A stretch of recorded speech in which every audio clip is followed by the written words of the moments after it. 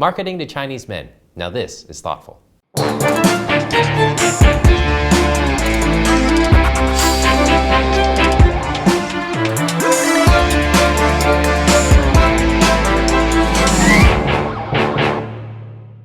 Hello, I'm Trevor Lai in Shanghai. China has 700 million male consumers, and they're spending more every year on personal grooming, luxury goods, spirits, and cars. This is especially true about young, urban, affluent men who are strongly focused on their career, social status, and settling down. They equate a well-groomed and fashionable appearance with a higher status.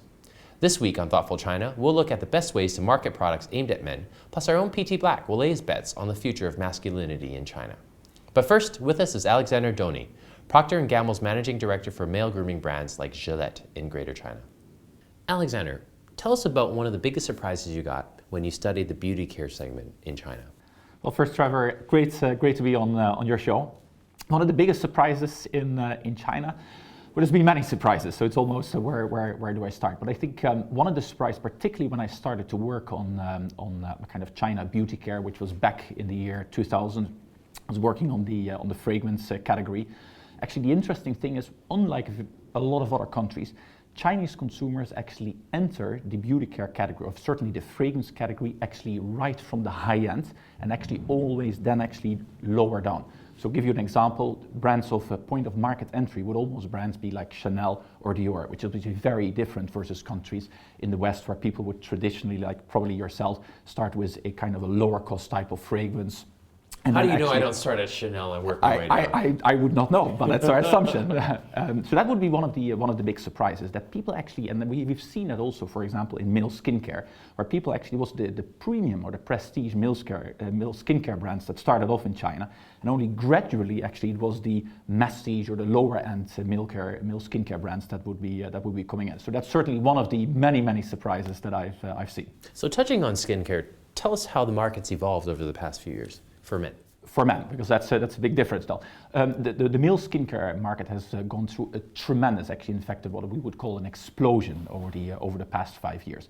So probably pretty much as of the year 2007, the market really started to explode with a kind of an index of 200, 300, and grow actually for the next 3 to 4 years at that particular rate.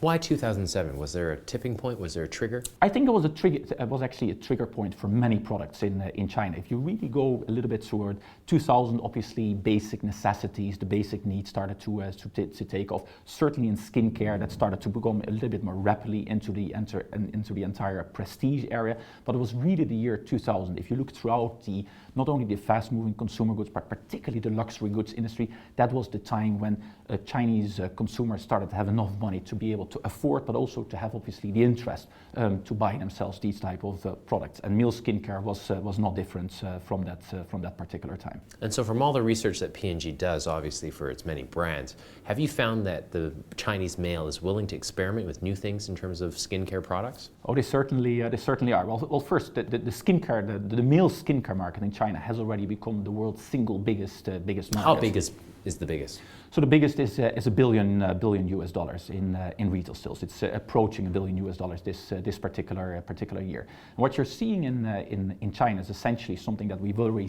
seen in Japan and in Korea, that the Chinese man is no longer looking at its skincare products like we would in the West as a pre and a post shave product. They really have started to adopt an entire skincare regimen, ranging from cleansers to toners to essences to moisturizers, anti-aging products. So are they willing to experiment? They absolutely are, and they are certainly almost leading the way, probably with Japan and Korea still in front of them. So what's leading the education of the Chinese male? Because obviously they're not getting it probably from the previous generation. So they're picking it up through, is it social media? Is it print publications like GQ or Esquire, the Chinese versions? And they're certainly not getting it from their Western counterparts. So yeah. It's interesting. There's various sources, obviously. Probably what we see, still probably the single biggest source is actually their female friends. That could be girlfriends, it could be their wives, very often they're female office colleagues that are actually educating them about skincare products. Skincare obviously being very well developed among females. And then obviously there's the sources, as one would expect, the internet, which is still a big source. Then obviously the counselors that are into stores, and then obviously print magazines play their role as well in the education process. But female friends is certainly the number one influencer as we see it. Well, I think, how the male presents himself to the female has been, for all of time, been one of the key reasons why they actually even try to affect their appearance. And in fact, in terms of masculinity, the way that the Chinese male presents himself here in China is very different than perhaps the US or European counterparts. So talk about the concept of masculinity here in China and how that affects the way you market your products. Well, masculinity is an interesting aspect. And masculinity can obviously, is that about the physics? Is it about a feeling? Is it about the way you dress? Well, let's start with physics. The physics of masculinity in the West is obviously a little bit about muscles, about bones, but it's not necessarily that the Chinese man has that particular equivalent of what its Western counterpart had. So it's probably more into the feeling, is the feeling of confidence. That is certainly something that we're increasingly seeing among Chinese men. And then masculinity as you try to express it via your grooming and via your styling. In that particular aspect, I think in the grooming area, the Chinese man is certainly expressing his masculinity via willing to look good. And what we often say is, it's not necessarily the masculinity as we see it in the West of looking very masculine. It's more about looking stylish. That's the way that we believe a lot of Chinese men want to appear. Looking stylish is by having a well-groomed appearance, but looking stylish is equally by being properly dressed. And that's very much a trend that we're observing in China. So you don't think the Old Spice man would work here in China? The Chinese equivalent. We've done quite extensive research. We may need to make some tweaks to that particular advertising. Thanks, Alexander. Thank you, Trevor. Pleasure to be on the show. And now P.T. Black with a thought or two about the Chinese man of tomorrow. Good marketers understand the characteristics that distinguish males from men.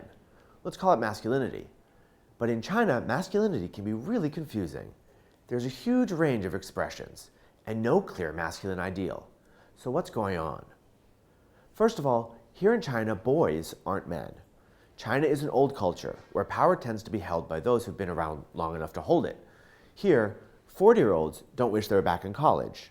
In fact, it's the other way around. Youth is about obedience and hard work. Maturity is when you've earned some fun.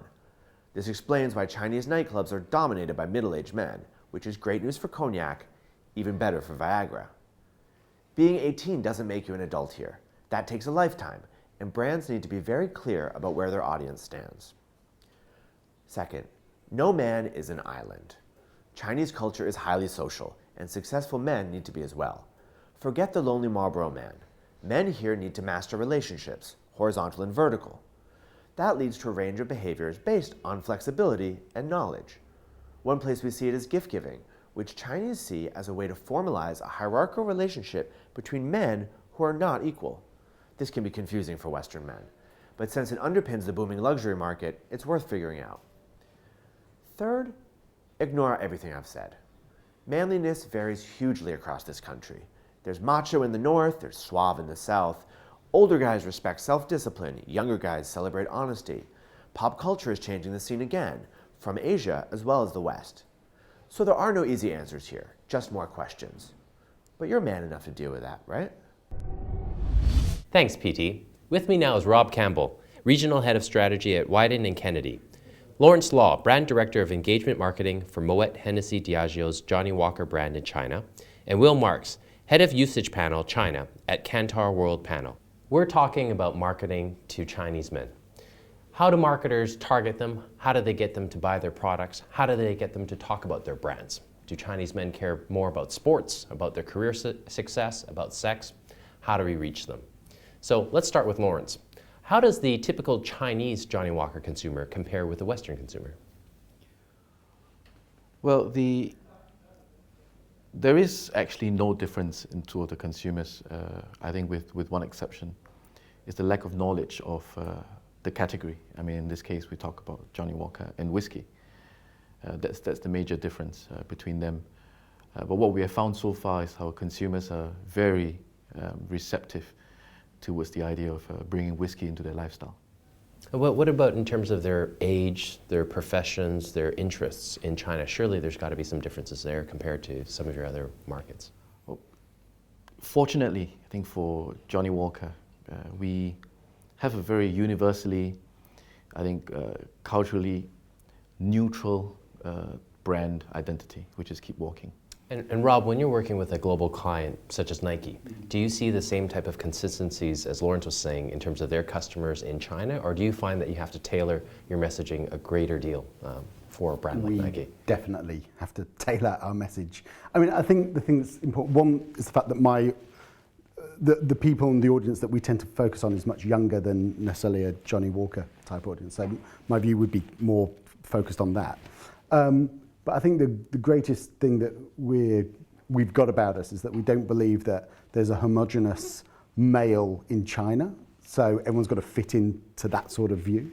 And in China, where sport plays, if I'm talking about Nike, I mean, the role of sport is very different to the West. And that stems down to their frame of reference from schooling, which isn't the most positive experience, through to the role on a global stage. And so there's lots of different areas and roles and requirements that we need to get an understanding on. But when you talk about not having a typical Chinese male that you're speaking to, can you get into more specifics? What are the different types of archetypes? I think from a marketing perspective, and I mean this with the utmost respect to my two partners on this panel here, there's a general view that it's status and progression. And I think Johnny Walker, it worked really well because they were one of the originators of that, to be honest. And I'm not saying that because Lawrence is next to me. I mean, but genuinely, it was like one of the pioneers of that, and they turned the man around to represent progress and all that. But I think the word aspirational and premium, and it's so used as if that's what everyone wants. And there are certain elements where that's obviously true.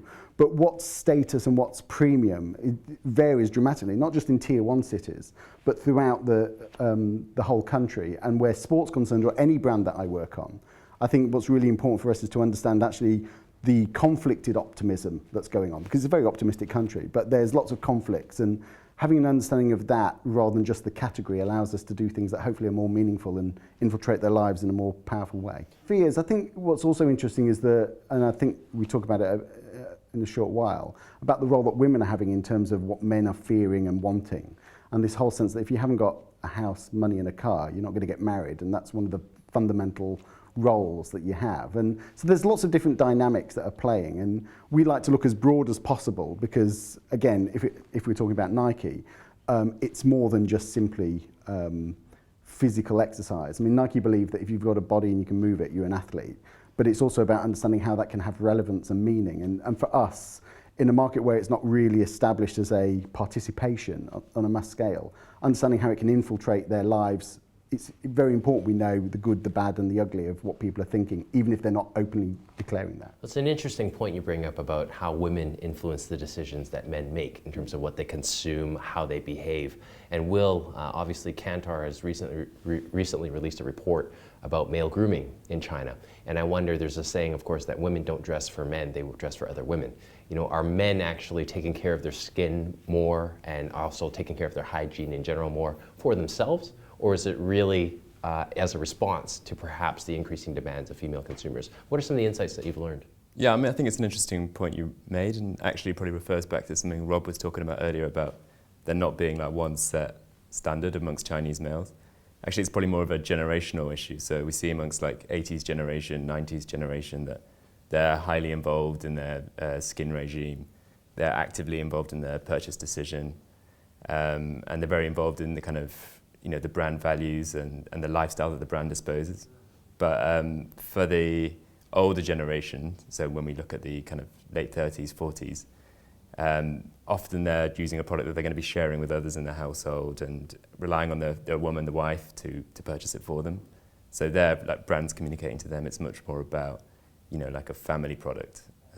So we do see this kind of sliding scale of involvement in the brands. And in that space, how influential do you see publications in print such as GQ or Esquire in terms of influencing the behavior of these men versus online forums or news sites or Weibo and social media? Well, I mean, I guess it's a complicated marketing mix, and brands are going to be communicating across a number of different platforms looking to target those groups. But again, it probably comes back to who they're looking to target in terms of what mix they're going to be using.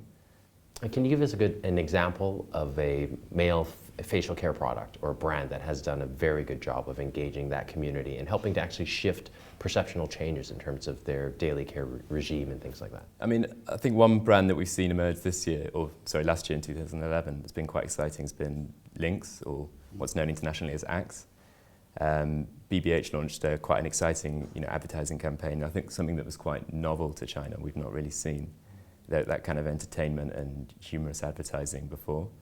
And appealing to what is really like a white space in terms of like a target group. So there's not really any brand looking at those kind of young 16 to 25-year-old males, and appealing with quite like a sexy, flirty image. And the use of like Edison Chen, it's like it's quite a good tongue-in-cheek example of an advert and online and TVC campaign that they ran. So what's interesting, I mean, Lawrence has mentioned something that perhaps is an older brand and has some really set brand characteristics, but what you guys are talking about is really an evolving Chinese male, and his behaviors and his motivations and things like that are actually in flux. And so brands in a way have to perhaps catch up, or in some cases lead and educate the consumers as they move along. But Rob, you touched upon motivations in sports, which I think is very interesting. So can you describe a bit more about what motivates the Chinese male in terms of sports and athletics? Can I ignore that question for a second? Just talk about a point you raised. Absolutely not. 10 seconds. Okay. I think what's really interesting when you talk about this evolving male, because I think what we're starting to see, as Will was saying, this like post-80s, 90s, a lot of that one-child policy came in, and so the whole brotherly influence, I think, had a dramatic effect as regards where people get guidance from. Their fathers probably were from a generation that was quite different. And so magazines play a huge role, and brands play a huge role in that guidance. I also think though that there's many different factors of people that read GQ or Esquire. Some are genuinely interested and want guidance. Others, it's about delusion and illusion. And it's just about what do I have to have as the shortcut to look like I've achieved this, rather than what have I actually achieved. What's the biggest misconception about Chinese men as a consumer group?